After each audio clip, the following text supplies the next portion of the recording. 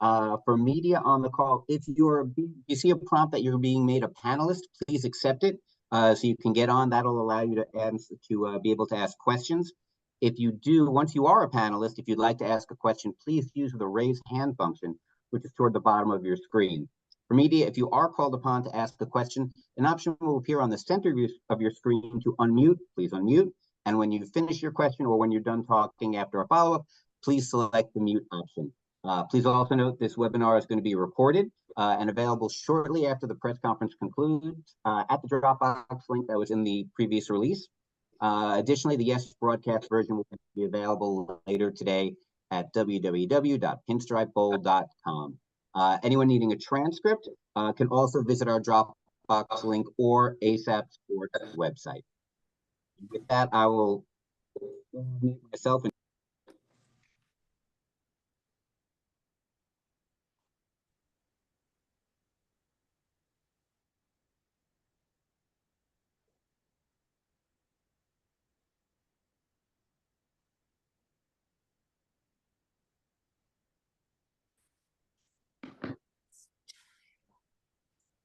will remind media one more time, if you do want to ask a question, please accept the panelist invitation. That'll move you over to the panelist where you'll be able to use the raise hand function.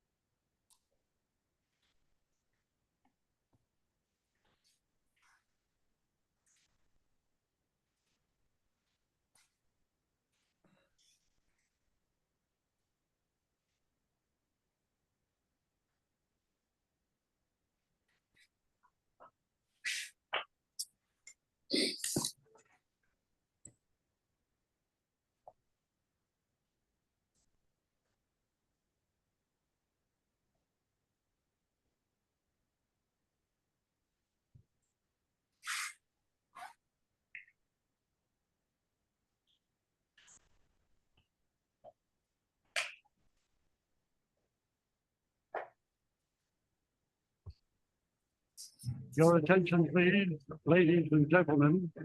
You're watching Yes. Hey everybody, it is great to have you with us today on Yes, streaming on the Yes app and pinstripebowl.com for today's press conference covering the two teams that will be playing in this year's Bad Boy Mowers Pinstripe Bowl. Is Bob Lorenz and Executive Director Mark Holtzman with you in studio. We will be joined shortly by the athletic directors and head coaches of the two teams going head-to-head Thursday, December 28th at 2:15 on ESPN. Rutgers against Miami. Mark, take us through the selection process because I know you had a lot of good teams in contention. Sure. Well, thanks, Bob. First of all, we've wanted Rutgers in the game for many years. They haven't been in our bowl game for a number of years. And it's great that Coach Schiano is back. They're qualifying for a bowl game, and we had our eyes on them for a long time, for many years. Miami has played in our bowl game once before. It was very successful. And since the beginning of the year, when it looked like Coach Cristobal had really turned the program around, we really wanted Miami to play as well. They were our first pick on the other side. And it doesn't always work out the way you want it in life, but this time it did. And we're actually got both of them, and we're very excited to have both of them. I want to first of all welcome the head coaches who are on this today on with us, as well as the athletic directors. The head coaches, Greg Schiano from Rutgers, Mario Cristobal from Miami, and the athletic directors, Pat Hobbs from Rutgers, and Dan Radakovich from Miami. It's great to be on board with you, and we look forward to a terrific month and a terrific game. Believe it or not, Bob, it's the 13th year of the Bad Boy Mowers Pinstripe Bowl. Hard to believe, hard to believe. And I wanted to thank, of course, first of all, the Steinbrenner family. I mean, for those of you that don't know, George Steinbrenner in his early years was an assistant head coach at both Purdue and Northwestern. And after baseball, his first love was college football. And he's smiling today that this bowl has grown the way it's grown. And we appreciate the support of his entire family in considering this tradition. Then, of course, team president Randy Levine, this game could not have started without Randy and could not continue without Randy. He's there to discuss it with me every day. He supports every initiative. And this game could not have gone to the heights that it's gone to today if it wasn't for Randy. Then, of course, our title sponsor, Bad Boy Mowers, wonderful title sponsor, perfect fit with what we're trying to do. And of course, our television partner, ESPN. They've been with us since the beginning and promote this game heavily. You know, Yankee Stadium's all about history, Bob. I mean, we've had so many great sports events over the last 100 years at Yankee Stadium. It's an iconic stadium throughout the world. And both schools, believe it or not, both Miami and Rutgers, you know, have been part of that history. I mean, Rutgers has played in our bowl now. This will be their third time in our bowl. Previously, they played against Iowa State, big win. Had a close game against Notre Dame, and now they're back. Coach Schiano's also won a regular season game at Yankee Stadium, so they're 2-1. And Miami played Wisconsin. They were here 5 or 6 years ago. So it's great to have them back. And it seems like everything we do at Yankee Stadium, there's so many storylines that really make the game very special. I mean, first of all, I mean, the storyline with Mario Cristobal and Greg Schiano. You know, a lot of coaches go way back, and some of the coaches are good friends. I mean, Coach Cristobal and Coach Schiano met in the late 1990s on Butch Davis's staff with the Miami Hurricanes. They obviously became close friends, and from there, obviously, they went on to a lot of success. Coach Schiano being hired by Rutgers as, I believe, at that time, the youngest Division I coach in the country, and Coach Cristobal going on to head coaching at FIU, Temple, Oregon, and now he's back at his alma mater, Miami. And it's really a great story. And, you know, Coach Schiano, you know, there's a personal relationship going way back. He's been a close friend of the Yankee organization. He was at Rutgers once for a while, brought the program back to prominence. They went through some hard times. Then Coach Schiano's back, and wouldn't you know it, within a few years, they're back in prominence again.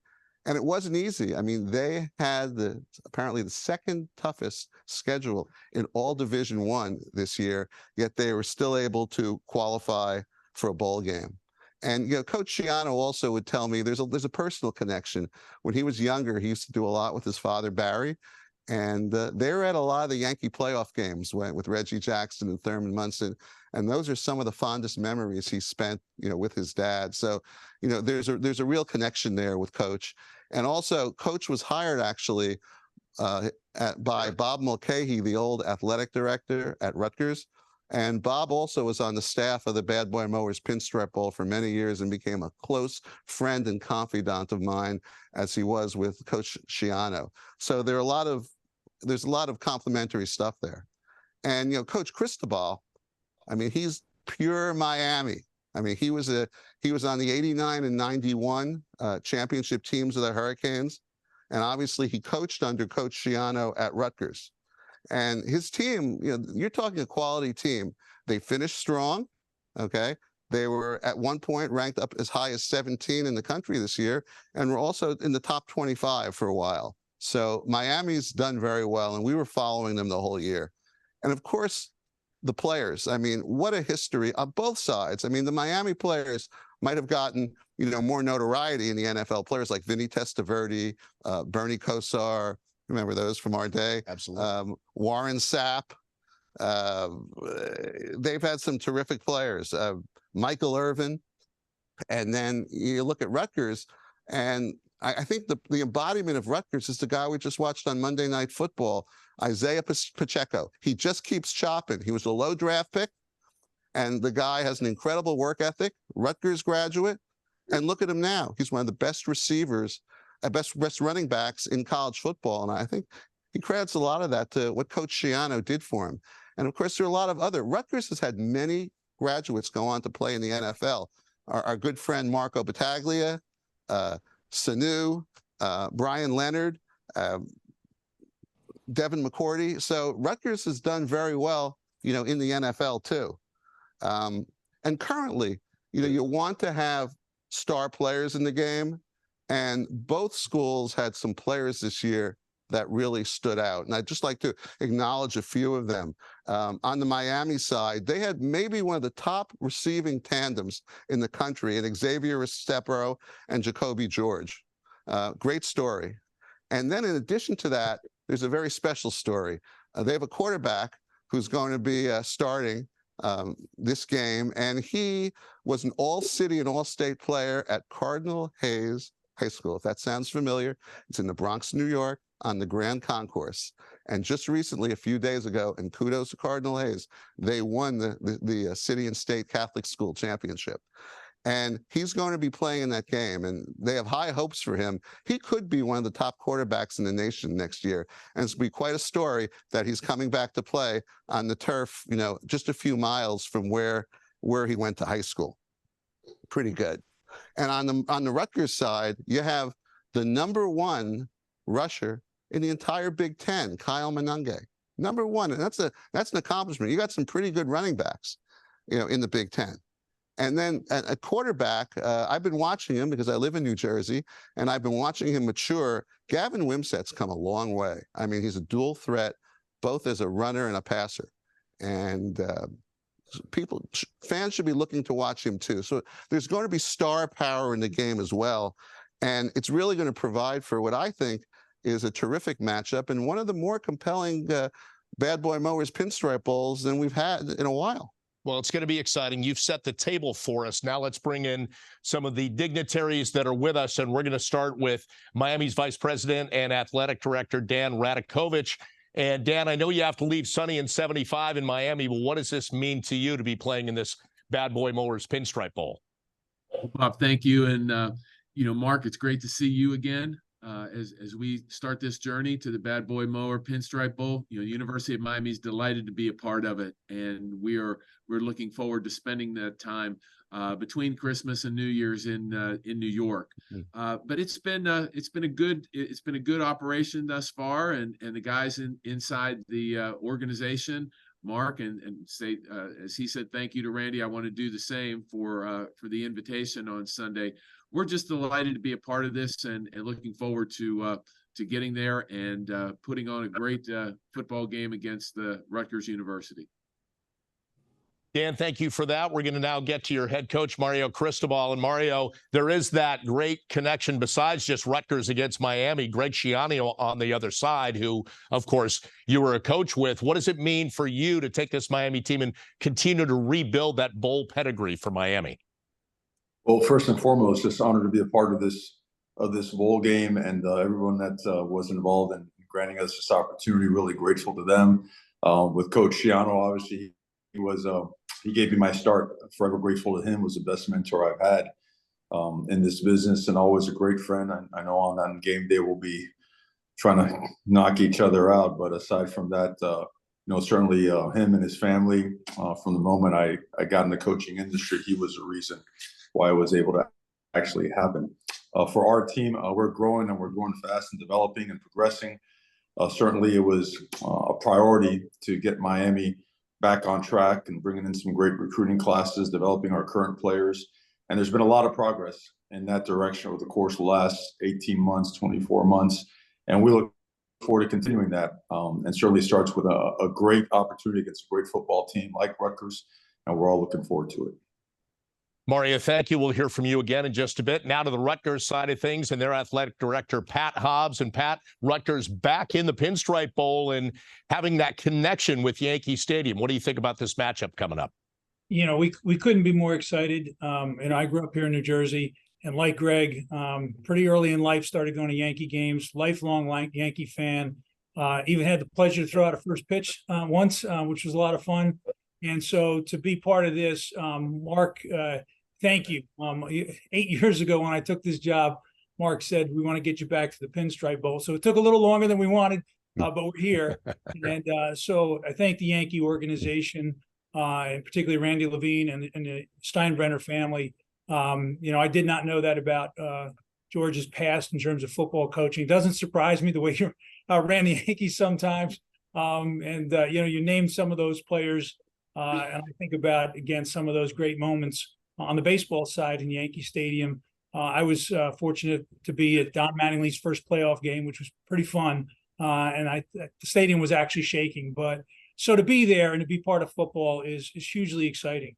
I want to extend my congratulations to the University of Miami, to Dan Radakovich and to Coach Cristobal. Listen, I know the job that you took over, Coach, and how hard that is. And so we're really looking forward to a great contest on December 28th. And then Coach Schiano, some people say he's Greg Schiano 2.0. I always say he's Greg Schiano 4.0. It's that sort of developed. And 4 years now watching the culture that he's developed, how he built this program, the young men in the program. It's a testament to him, the staff that he's put together, to the great young kids that compete for us. So to be in this bowl game is just incredibly exciting.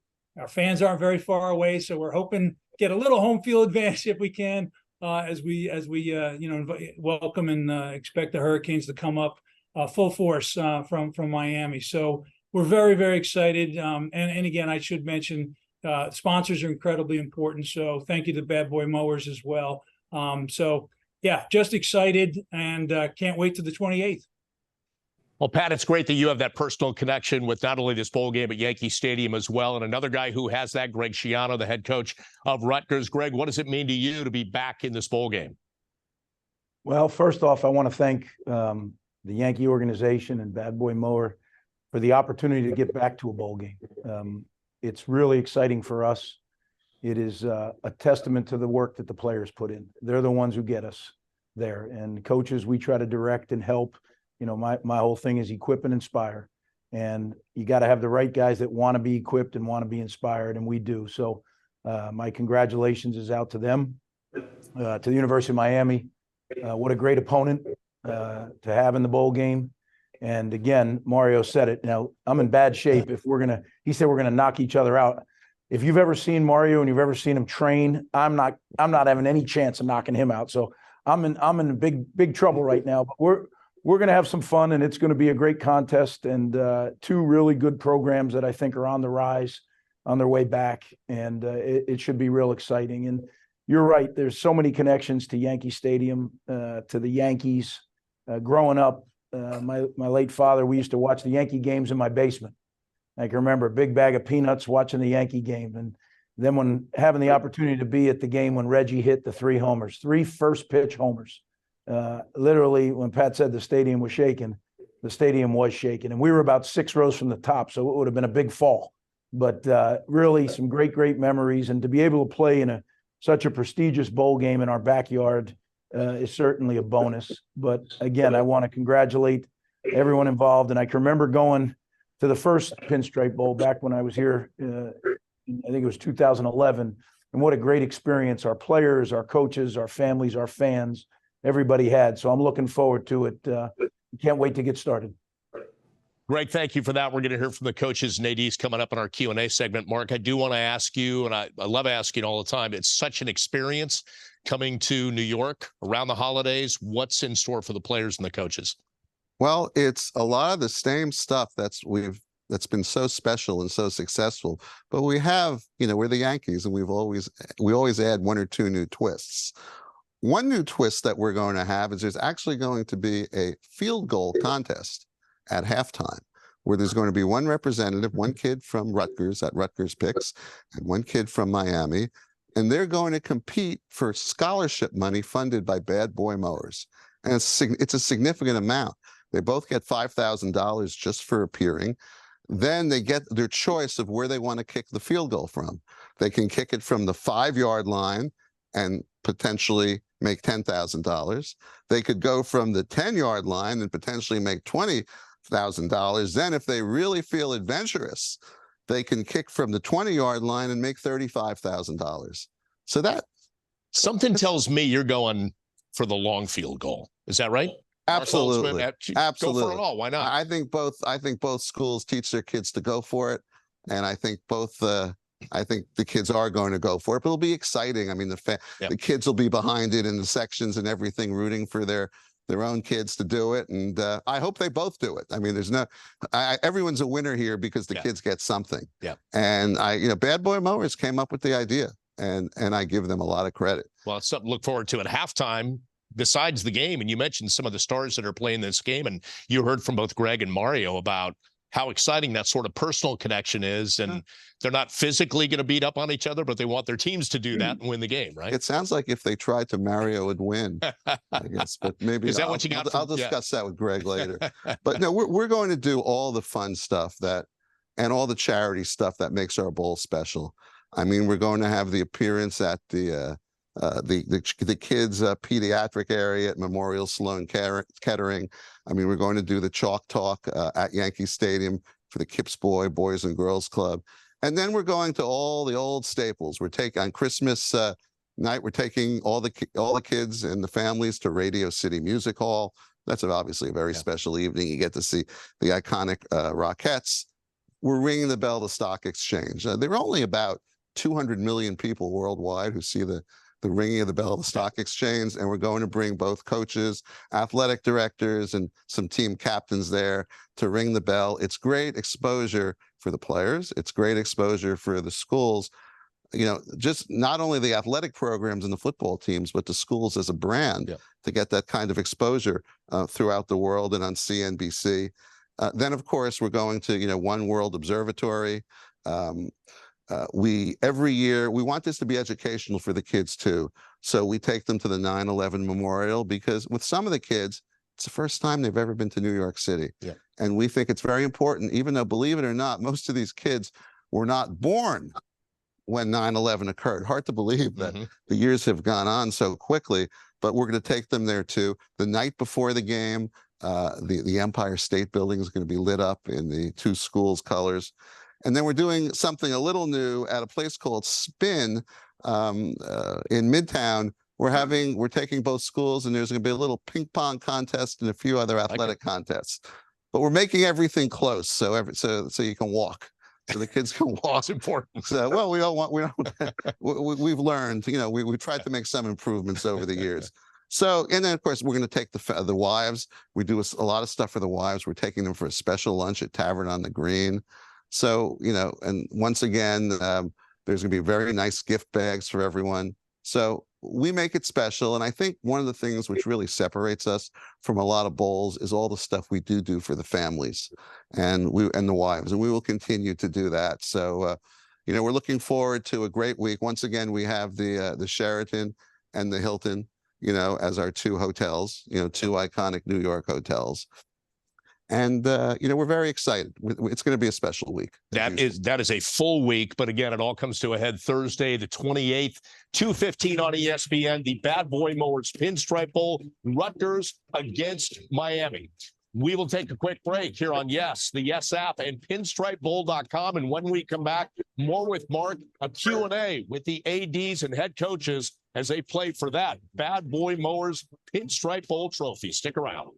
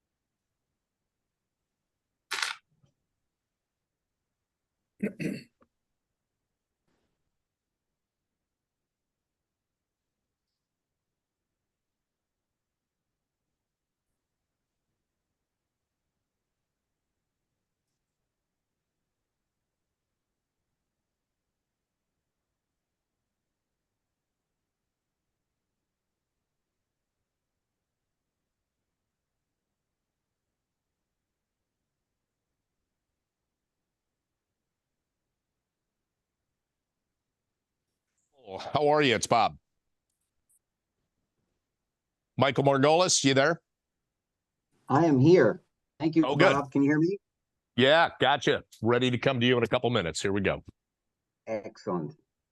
Just again, very briefly for media on the call, If you are an attendee, please accept the promotion to panelist. If you'd like to ask questions, those who would like to ask questions, please use the raise hand function, which is located at the bottom of your screen. I will wait for me to call on you.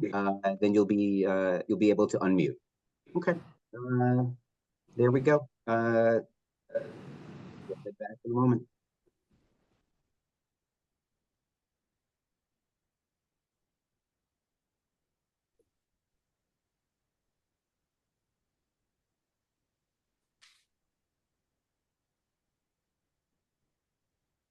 And for media who know they want to ask a question, you can use the raise hand function right now and get in the queue. Another reminder, lock it in Thursday, December 28th at 2:15 at Yankee Stadium. It will be Rutgers against Miami in the Bad Boy Mowers Pinstripe Bowl, the latest edition. It's good to have you back. Let's get it to the head of media relations, Michael Margolis. He's standing by with some reporters that have questions for the athletic directors, the head coaches, and potentially Mark as well. Michael, take it away. Bob, thank you very much. We will kick it off with Bruce Beck from WNBC, Channel 4 in New York. Thank you, Michael. Mark talked about Yankee Stadium in New York, but I wanted to ask Greg and Mario, what is the magic of this experience for your programs, New York City during the holiday season, Yankee Stadium? Greg? Well, Bruce, I think it'll be a great time for our families, for our players, for our staff, for everybody that's involved in the game time. There's no place like New York around the Christmas holiday. And then throw in the great part of playing in such a great bowl game. It doesn't get a lot better than that. So we're certainly looking forward to it. And, when you have an opponent like the University of Miami, it's icing on the cake. Hey, Mario. I echo Coach Schiano's sentiments, and for our players, it's such a different and new experience. They obviously know the legendary status of where we'll be playing at, and the caliber of great opponent that we have in Rutgers. We have a couple of players from the Northeast as well. So all in all, everyone, when it was announced, the excitement was awesome in our place. So for them, a great experience, another opportunity to play game number 13. All in all, just an incredible opportunity. Thank you very much. We'll go to Adam Lichtenstein from the South Florida Sun Sentinel.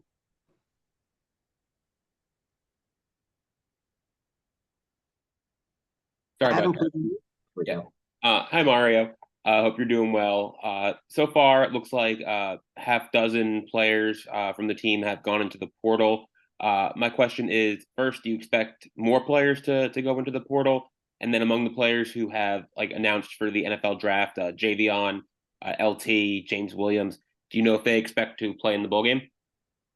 Well, I expect a handful of guys to go pro.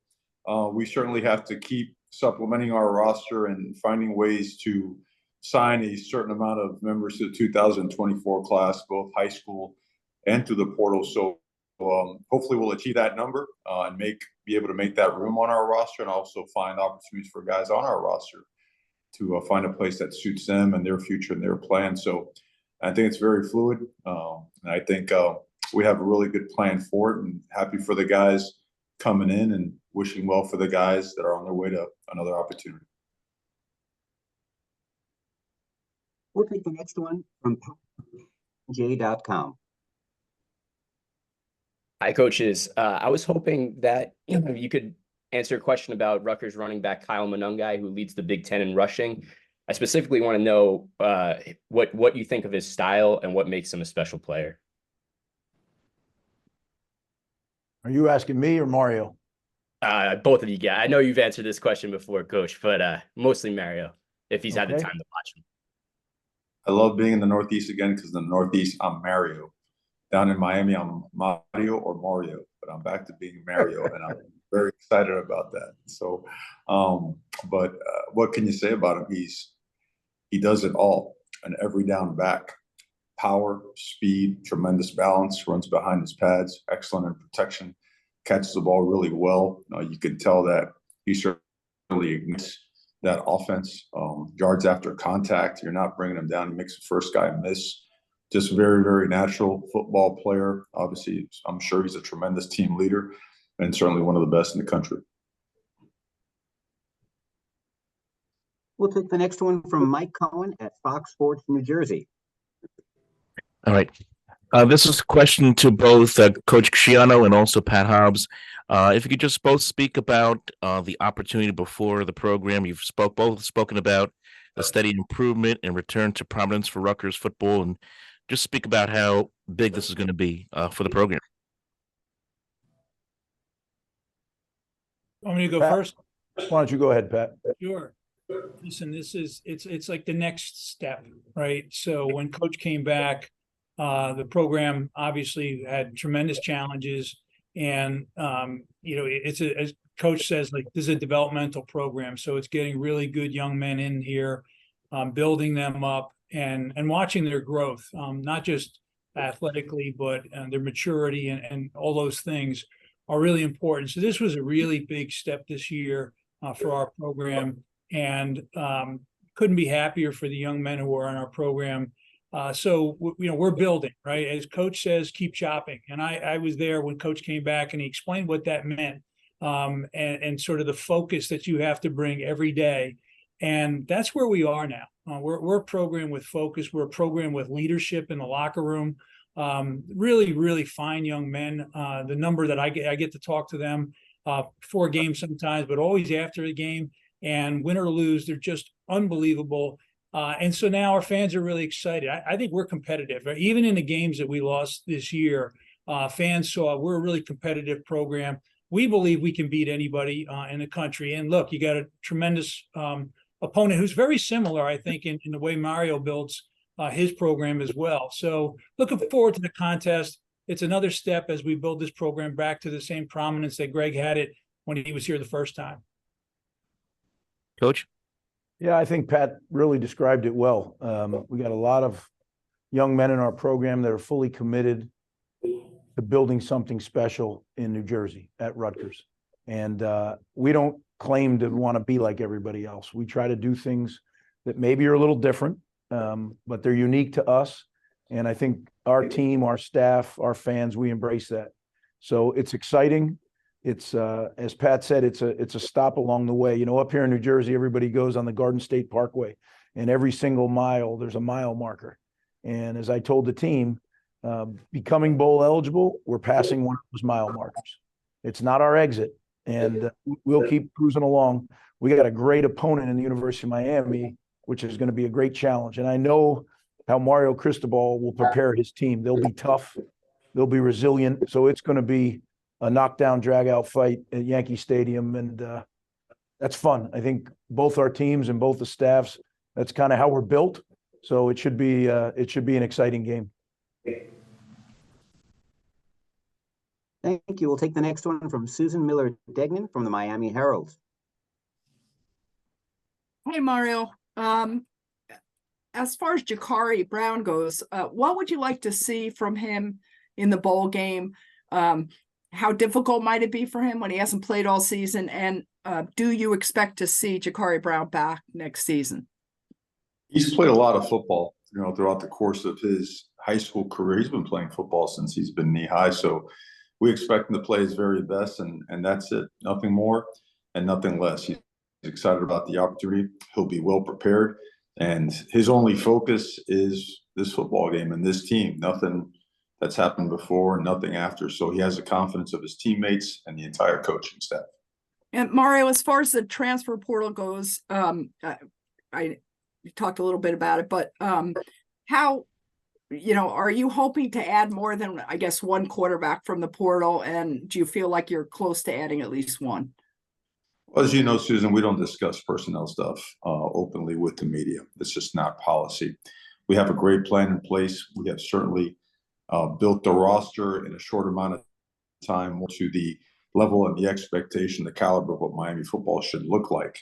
And that being said, we will continue to do so, and we feel extremely confident that by the end of the recruiting cycle, we'll be exactly where we need to be. Okay, thank you. You're welcome. We'll take the next one from Christian Dyer from Rutgers Wire. This one is for Coach Schiano. And Coach, just wanted to ask you, getting to this point, getting the program to where it is, made a little bit more of a difficult and challenged by the fact that you do play in a tough conference and tough division with the second toughest strength of schedule this year in the country. Is it more rewarding that the team is battle tested? And can you just speak to the challenges of kind of going through the grind that you did this year to get to this point and to now play a historic program in Miami?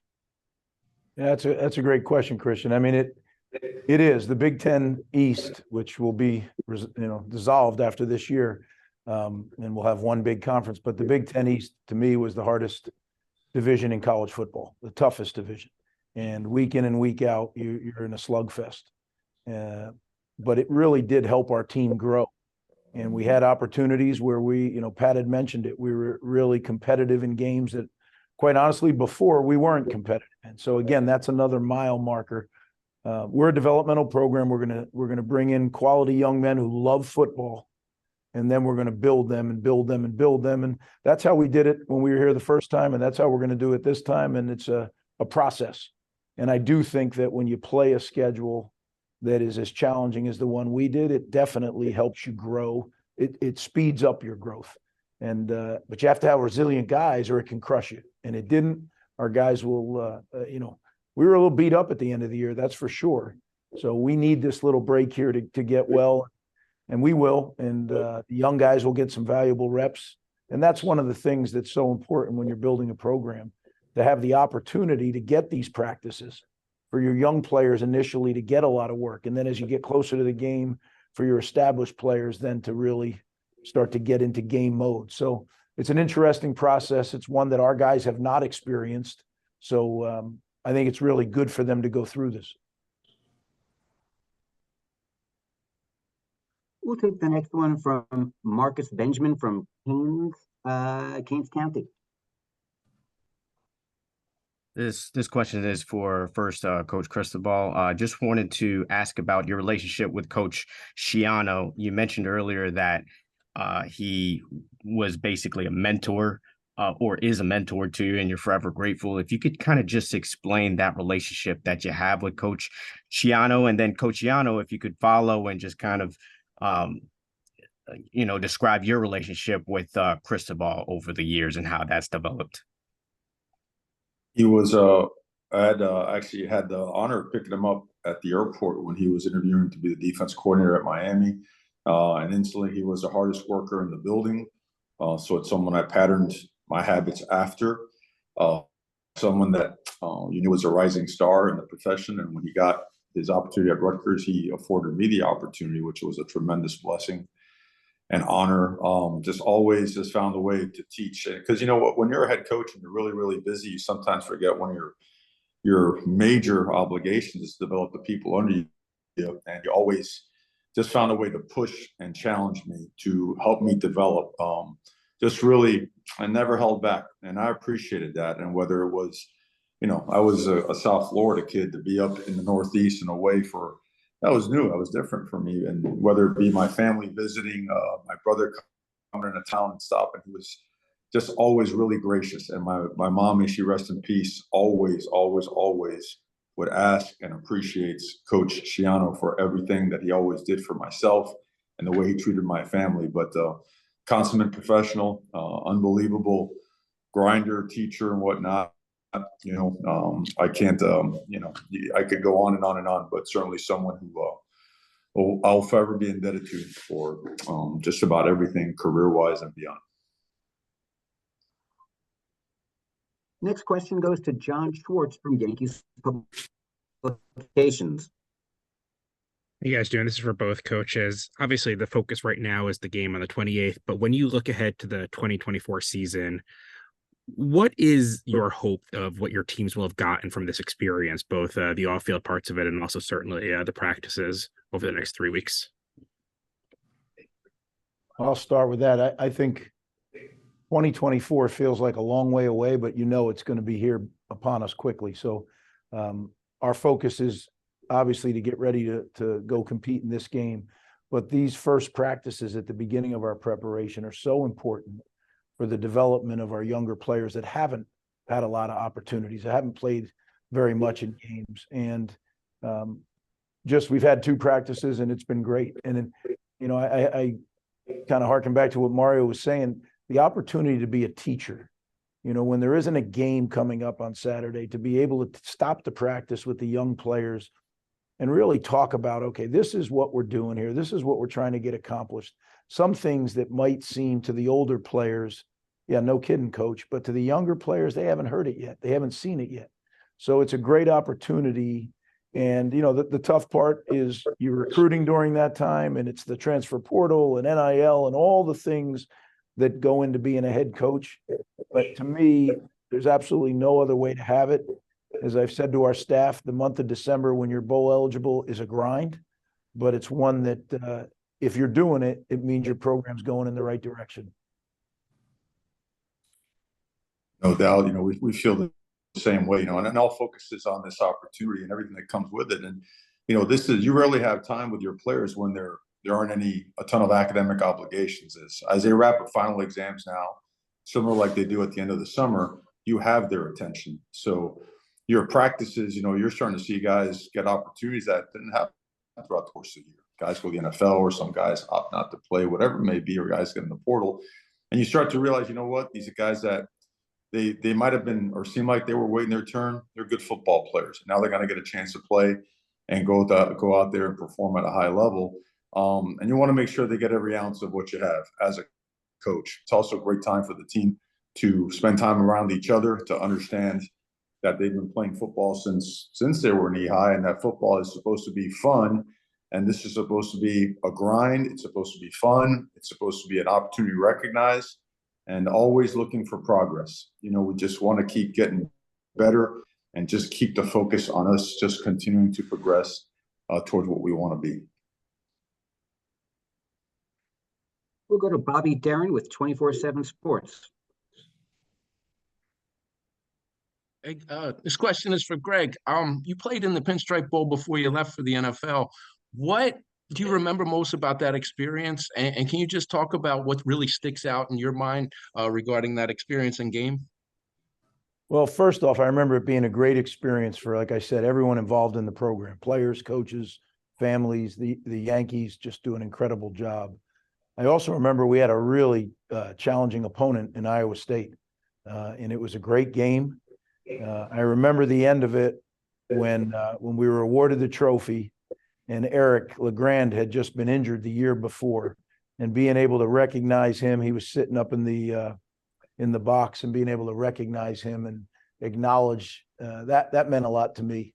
And obviously, having no idea what the future held, it was really a special moment. We'll take the next question from Anthony Fusilli from Rutgers Radio. Hey, Greg. Just your thoughts about what it was like working down in Miami and how it helped you recruit the area. And Mario, the opposite. What was it like for you working at Rutgers? What do you remember and how it's helped you?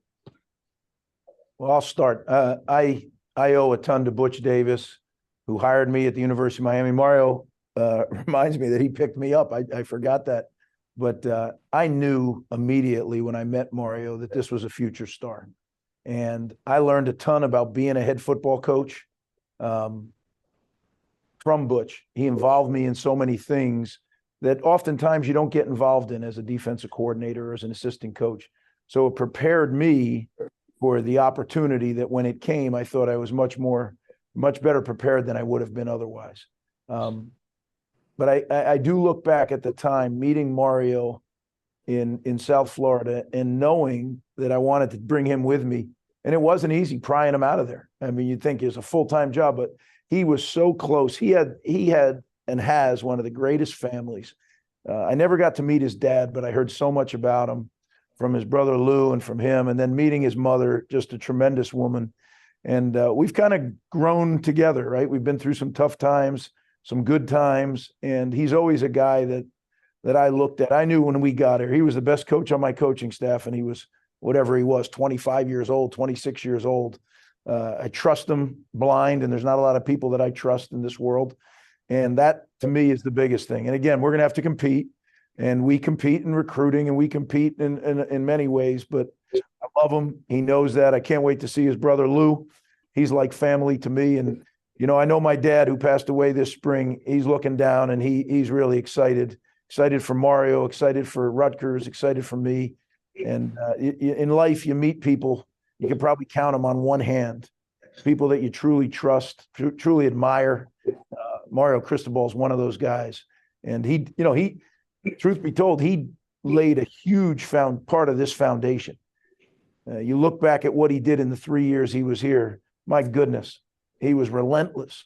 And he was my partner. He was a guy that again, I trusted with anything. And now to be going against him, I was so proud as he became a head coach. And then he went out to Oregon, did a great job. And then to go back to the University of Miami, which I know he loves, right? I mean, that's who he is. The city of Miami, where he grew up, where his family is.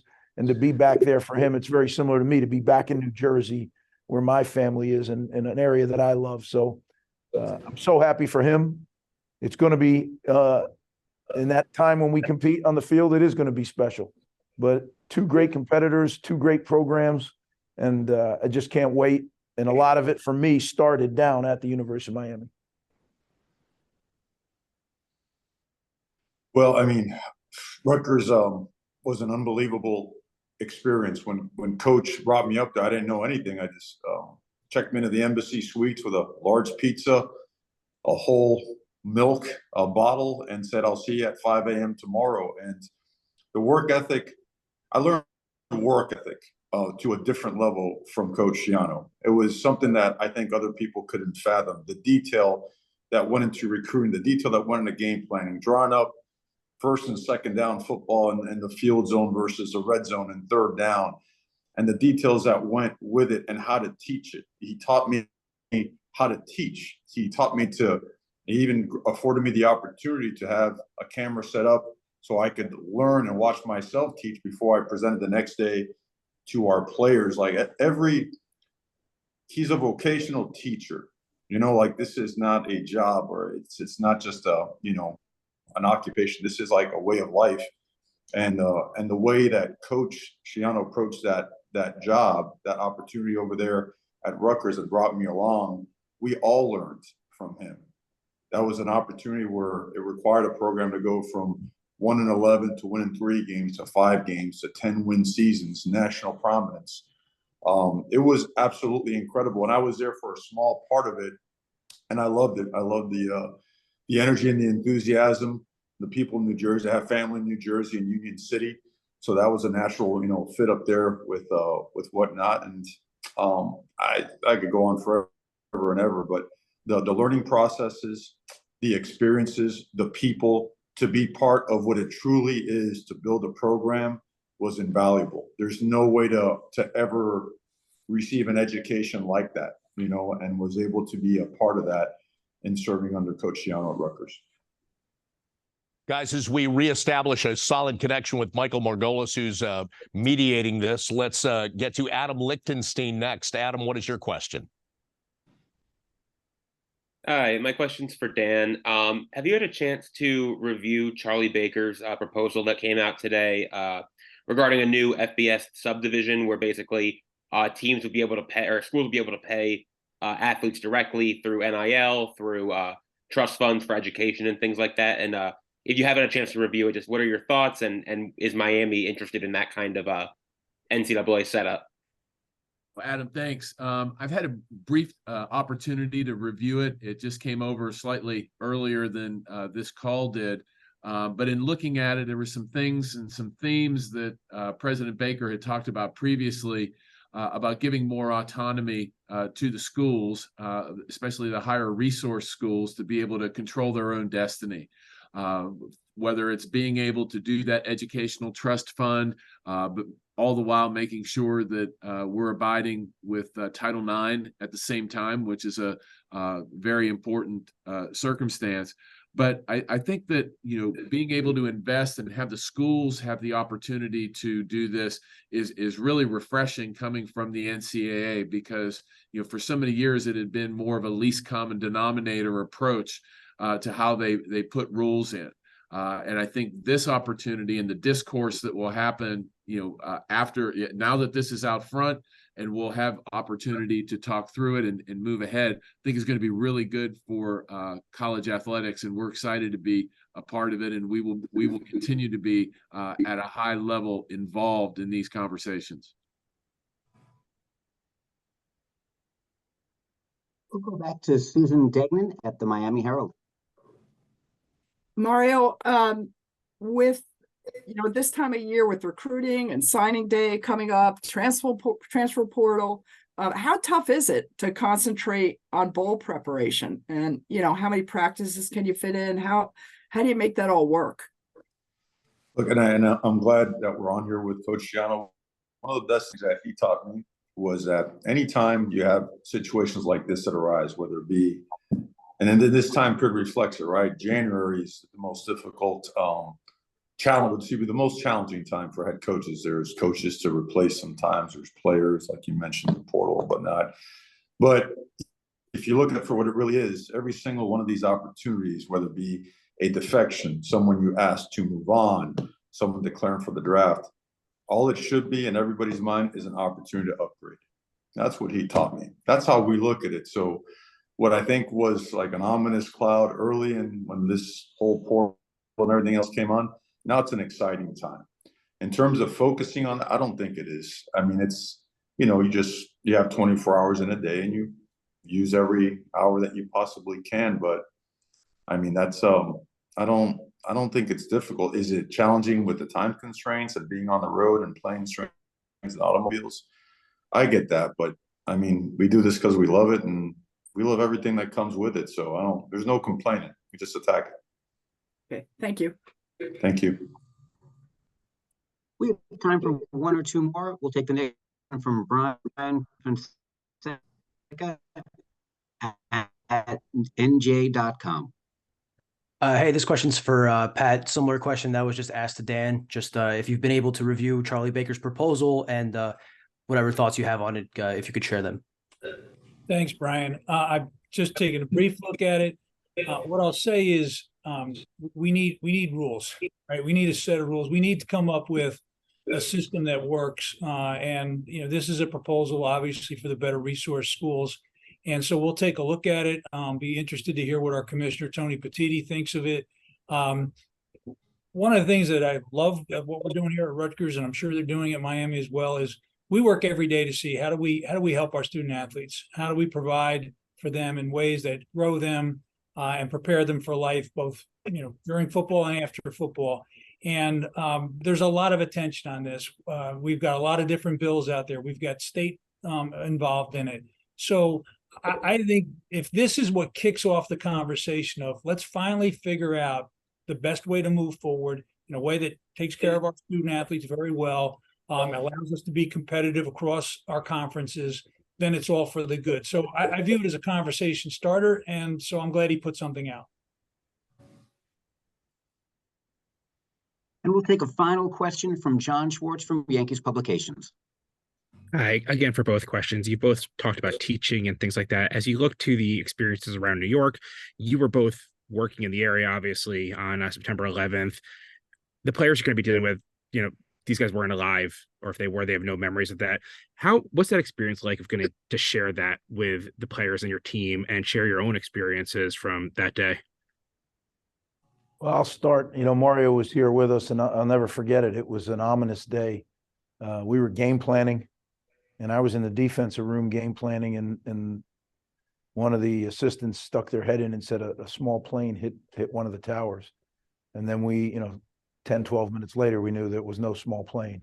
And because of where we were located, we were the first game to cancel for that weekend. And then obviously everything got canceled. But our players, there was a couple of our players that for some time couldn't locate their parents. And it was really scary. I remember getting everybody together as a team, and we had just gotten here. It was our first season. And the players wanted to go out because they didn't want to just sit around and look at each other. So we went out, even though we knew we weren't playing, we went out and practiced. And it was ominous because from our practice fields, you could see the smoke on the horizon. And, I think when you hearken back, it was such a different time. And our players, like you said, weren't born. So every anniversary of 9/11 that week, I always show a small video to our team, just, being that we are here in this location, and share it with them. And I'll do that again because I think it's great. I know we get to go to the memorial, and before we do that, I'll share that with our squad again, just to kind of inform them and educate them about exactly what happened that day. And I'll tell you what, I lost a lot of people that I know, from that tragic day, having grown up here in New Jersey, and so many people that worked in New York City. It leaves an indelible mark. We did something in the game against Syracuse a couple of years ago that was played on September 11th. We had a special uniform that commemorated all those that were lost in 9/11, and we were able to give those. We were able to reach, I think there was 37 Rutgers alums lost in 9/11, and we were able to reach, I think, 15 or 17 of them, and we were able to put their names on our helmet. And we gave one of the commemorative jerseys to each one of the families, and just to get back the responses, how much it meant to them. It was a very tough time, and as time goes on, certainly you move on in life. But I think for those people who lost family members, that was a special thing to receive that jersey. So yeah, there's still a lot of ties being here in the Northeast and being in New Jersey. Yeah, I don't know if I can articulate the confusion, the feelings I came with that day, and the opportunity to have our team go down. And I spent a week there with my family, by the way, this past summer, and I took my kids 12 and 13 down there, and it hit them as I never saw my kids react to anything as what they did when they saw the memorial and watched the videos and walked through the museum. So it's so important for our players to understand, the more recent events in our history, to understand what really goes on outside of our bubble, right? Our football bubble, what really goes on in the world. And when they see a person, and like we did earlier this morning, our person that was helping us get here, someone that serves in the military, right? The importance of letting them know how grateful we are for their service, because what our generation has seen and has experienced certainly was, as what can you say? It's something that we hope to never ever see again, but it's the reality of the world. And our players need to understand that is a day in history that forever has to be. We have to remember and honor those that unfortunately fell that day, and that we keep them always in our hearts and our thoughts and prayers with their families.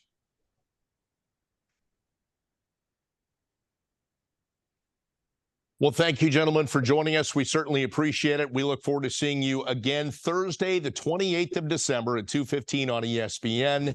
That will be the Bad Boy Mowers Pinstripe Bowl, Rutgers pitted against Miami. Again, gentlemen, thank you. Look forward to seeing you that week and certainly that day for the game. We'll take a quick break. Final thoughts with Executive Director Mark Holtzman coming up next.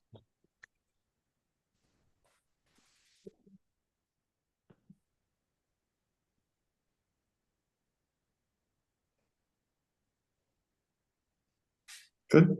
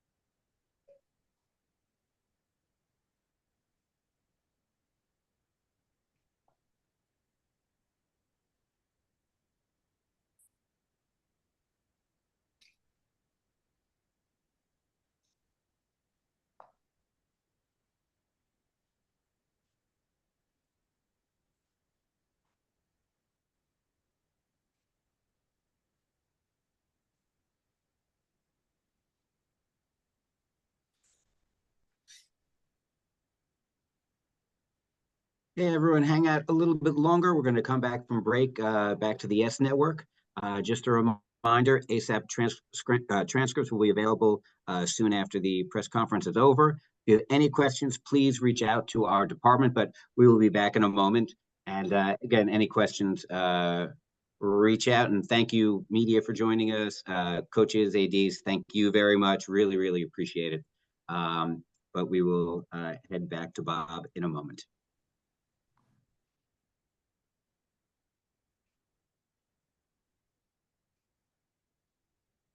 Great to have you back with us. Going to wrap things up. Martin, final quick thought. Thanks, Bob. First of all, I want to thank Greg, Mario, Pat, and Dan for taking time out from their busy schedules to participate. I also want to thank the press. I thought there were some great questions. Remember, buy tickets, www.pinstripeball.com. The good seats are going fast, so we look forward to seeing you all there. Look forward to seeing everybody Thursday, December 28th, 2:15 at Yankee Stadium. Until then, take care.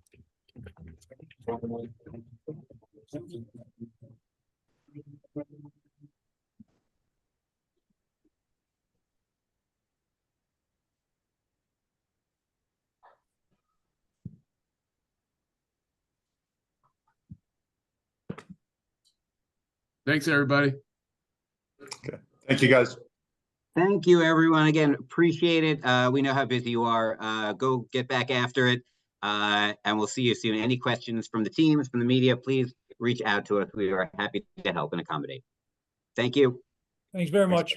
You betcha. Bye-bye.